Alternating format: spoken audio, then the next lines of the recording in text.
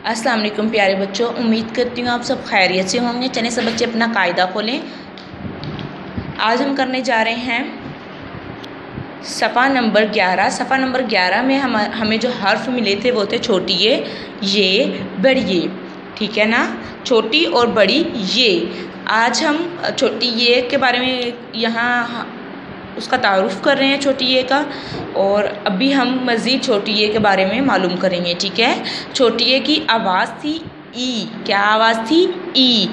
ब ई, ब की छोटी शक्ल और नीचे ई।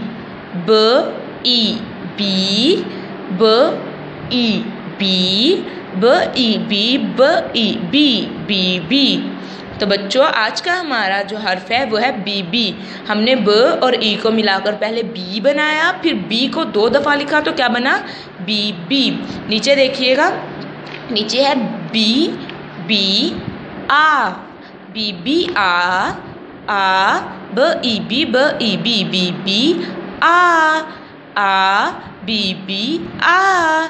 जी बच्चों आज का आपका सबक यही है। जो आज हमने नया हर्फ लिखना सीखा है या बनाना सीखा है, आपने उसकी रफ रजिस्टर पे मशक करनी है और उसको लिखने की बहुत ज़्यादा कोशिश करनी है और इसे बहुत अच्छे से याद करना है।